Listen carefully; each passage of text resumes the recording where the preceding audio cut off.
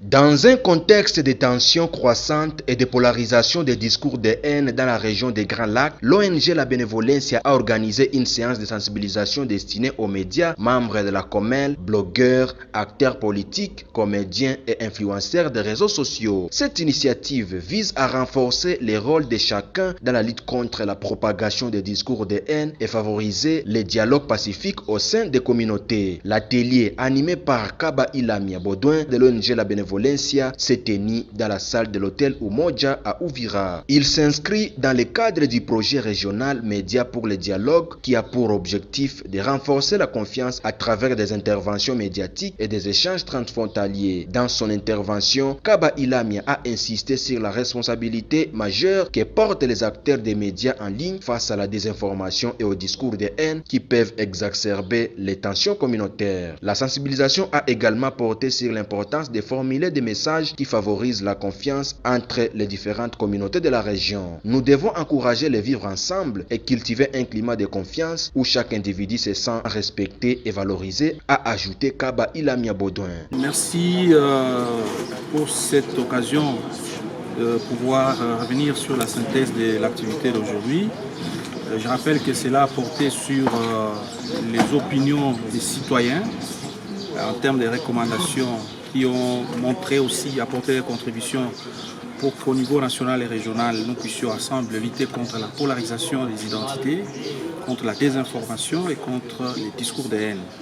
Alors les populations, les citoyens se sont exprimés, ainsi que les étudiants, et nous, on s'est dit, voilà, est-ce qu'il n'y a pas moyen que nous puissions aller plus loin? Parce que dans les recommandations faites par les citoyens, ils ont montré quand même que les médias jouent aussi un rôle important dans la vulgarisation des messages polarisants et des discours de haine.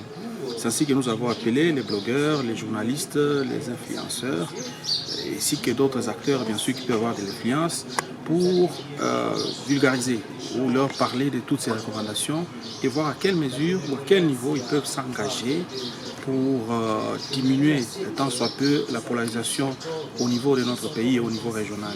Donc c'est une sorte de leur faire porter ces recommandations afin qu'ils agissent chacun à son niveau, en tant que journaliste, en tant que blogueur, en tant qu'influenceur, pour essayer un peu d'apporter sa pierre angulaire dans la lutte contre la polarisation ici chez nous. Le seul message, c'est de vous engager. Ne pas laisser passer tous ces discours dangereux, les discours de haine aussi, et tous ces discours polarisés à travers vos médias. Donc dites non à tous ces discours qui divisent, dites oui à tout ce qui peut créer la confiance entre populations. Les participants ont été appelés à mettre en pratique cette sensibilisation en utilisant leurs plateformes respectives pour diffuser des contenus constructifs et positifs. Le message adressé, non au message discours haineux, ça c'était le premier point. Non à la propagation des messages et discours haineux. Transformation au message haineux et au message de paix. Lutter contre la désinformation et mésinformation et bannir les intox.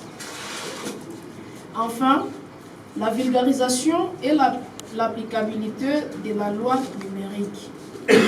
Notre engagement, nous nous engageons pour la sensibilisation de la cohabitation pacifique et la cohésion sociale, ainsi que la vulgarisation de la loi numérique, dénoncer et renoncer de antivaleurs. Le coordonnateur de la COMEL s'est engagé à poursuivre ses efforts à travers des sessions de sensibilisation régulières tout en insistant sur l'importance du respect des textes qui régissent le secteur des médias en République démocratique du Congo. En outre, il a proposé un partenariat avec l'ONG La Benevolencia pour la vulgarisation de la loi numérique et de la loi sur la liberté de la presse en RDC. Cet engagement vise à informer et éduquer les responsables des médias d'information en ligne sur les enjeux réglementaires et les bonnes pratiques professionnelles. Nous, journalistes et participants et participantes à la rencontre organisée par la Benevolencia, nous sollicitons aux responsables des médias et journalistes de respecter les codes d'éthique et de déontologie journalistique pour barrer la route à la polarisation.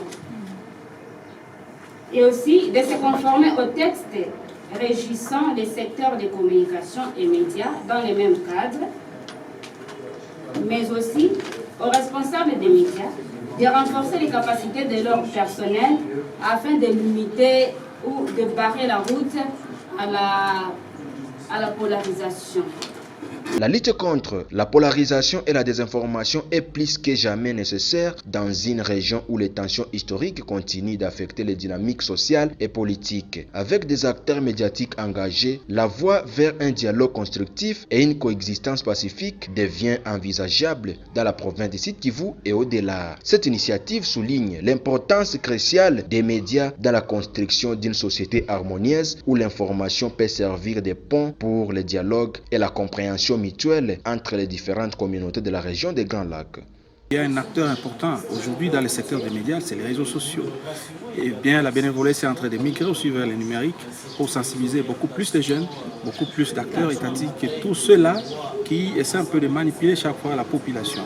Et le travail que nous faisons aussi à travers nos produits, à travers les slameurs dans le cadre culturel, mais aussi à travers les différentes activités comme dialogue, échange transfrontalier, collège tour, maintenant avec les citoyens, nous pensons que depuis un certain temps, nous apportons vraiment une contribution pour diminuer ces conflits, ces tensions.